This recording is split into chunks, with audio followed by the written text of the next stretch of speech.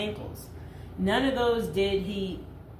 I guess he was able to get out and survive. So Houdini's heart-pounding getaways usually involve a healthy dose of trickery, and but they were also genuine risks.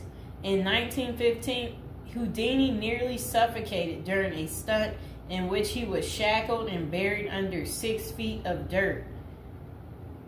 Houdini had made a career out of surviving the impossible, which only made the circumstances of his 1926 death all more mysterious. The 52-year-old performed before a packed audience in Detroit on October 24th, but was rushed to the hospital afterwards with an apparent case of appendicitis. He died just a week later on Halloween, leaving his legions of admirers bewildered. Okay, so an obituary in the New York Times expressed shock at the passing of the man who so often had seemed to thousands to be cheating the very jaws of death. And I want to talk about something else. So I've been to Detroit, and I don't remember anybody talking about Houdini there. And I think they should have had some of his cool, iconic stuff there. But I did see they had Houdini stuff in Las Vegas when I was in Vegas. So, I don't know why they don't have it set up in Detroit. So Houdini's final performance, the strange series of events that led to Houdini's demise, had kicked off several weeks earlier on October 11th, 1926, while being shackled into his Chinese water torture cell during a performance in Albany, New York. So it says he was struck on the leg by a piece of faulty equipment. He hobbled his way through the rest of the show, but was later found to have sustained a fractured left ankle. Against doctors' orders, Houdini continued his torture and traveled to Montreal, where he gave a lecture at McGill University. Just a few days later, on October 22nd, he invited some McGill students to visit him in his dressing room at the Princess Theater. The magician's sore ankle was still bothering him, so he plopped down on a couch while the group chatted. At some point, a student named J. Gordon Whitehead arrived and asked Houdini if it was true that he could resist hard punches to his abdomen, a claim that the magician had supposedly made in public. According to witness Sam Smits, when Houdini said the rumors were true, Whitehead abruptly delivered 4 to 5 terribly, forcibly deliberate, well-directed blows to his stomach.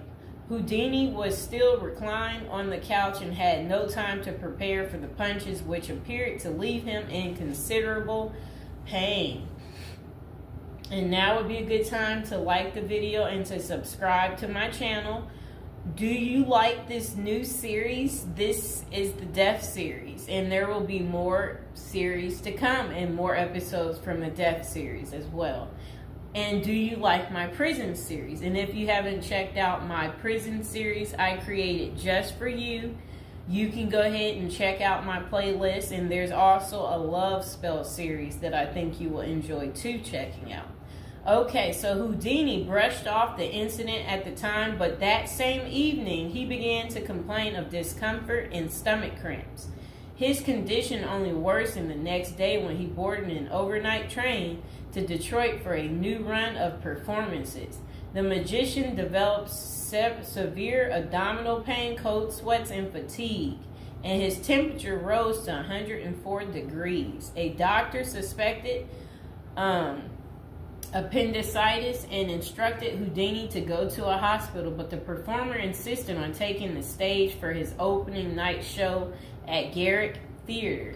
Isn't that really funny? He still wanted to work even though he wasn't doing so well. Okay, he proceeded to struggle through his routine before collapsing immediately after the final curtain. The show would be Houdini's last. The same night, he was taken to a Detroit hospital and prepared for surgery. Doctors successfully removed his appendix, which was found to have ruptured several days earlier, but it had already poisoned his insides. Despite a grim prognosis, the magician clung to life until October 31st, when he died with his wife Bess and his two brothers by his side. The official cause of Houdini's death was listed as peritonitis caused by a ruptured appendix. At the time, the magician's doctors firmly believed that the illness was the result of so I guess some guy had given him something backstage during an encounter in Montreal. Okay, so such cases of traumatic appendicitis are extraordinarily rare. One study found only a couple dozen instances over a nearly 20-year period, but in 1926 the diagnosis was widely accepted. Houdini's life insurance company was even forced to pay his wife a double for accidental death. Okay, so doubts arise over the escape artist's death. Houdini was laid to rest in Queens, New York. And this is what his little, I never knew that was where he is. Well, there he is right there. Okay, that was his tombstone. Okay, so look, maybe I can put that tombstone as the thumbtack, people. Okay, so Houdini was laid to rest in Queens on November 4th, 1926, but rumors about his unusual death have persisted ever since. Many of the theories tend to focus on the magician's contentious relationship with spiritualism, a pseudo-fed religion whose adherents once claimed it was possible to communicate with the dead through seances and mediums. Houdini, a born skeptic, had spent much of the 1920s on a mission to debunk the spiritualist claims and expose its top psychics as frauds. The Crusades earned him several $1 million worth of lawsuits and more than a few enemies, but at the time of his demise, he showed no signs of letting up. Just a few months earlier, he had testified in front of Congress in support of a bill to outlaw fortune-telling in Washington, D.C.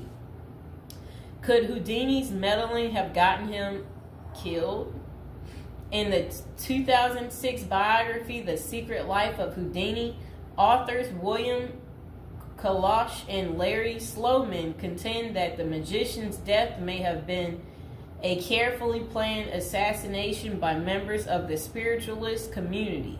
If one were to suspect Houdini a victim of foul play, they write, then the section of organization crime that was composed of fraudulent spirit mediums must be considered likely suspect. Okay, so Kalash and Sloman argue that the spiritualists had a history of poisoning their enemies, and they note that no autopsy was ever performed to confirm Houdini's death. I wonder why. So his death was actually caused by appendicitis. If someone were hell-bent on poisoning Houdini, it wouldn't have been very difficult, they concluded. Considerable debate has also focused on J. Gordon Whitehead, the McGill student who supposedly delivered the potentially fatal gut punches to Houdini's Montreal dressing room.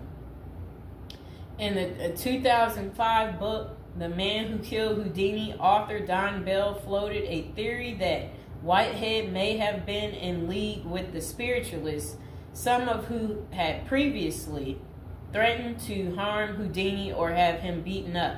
Bell concluded that there was not enough evidence to connect Whitehead to any kind of criminal plot, but others have argued that he was an enemy agent who stalked Houdini during the magician's time in Montreal. Okay, so was Houdini murdered? The true cause of Houdini's demise may never be known for sure, but the majority of scholars tend to dismiss the murder theories as mere speculation. For them, the more pressing question is whether Houdini's ruptured appendix had any connection to the stomach blows he received a few days earlier. Don't forget to like the video, and if you're new to the channel, go ahead and hit that subscribe button. So while the evidence shows that such conditions is indeed possible, many consider it more likely that Whitehead's punches simply caused Houdini to ignore an already existing case of appendicitis. By the time the magician finally sought out treatment, the theory goes it was already too late. Interestingly, perhaps the most sought after source for information about Houdini's death is none other than Houdini himself in what amounted to his ultimate test of the spiritualist's claims. The magician promised his wife Bess that he would try to communicate with her from beyond the grave. Bess went to hold an annual Houdini seance for 10 years before finally abandoning the search in 1936. Fans and fellow magicians have since made the seance a Halloween tradition, but thus far, the great Houdini's ghost has refused to speak. I wonder why. So I hope you guys enjoyed hearing about what happened to Harry Houdini and how he passed away on Halloween.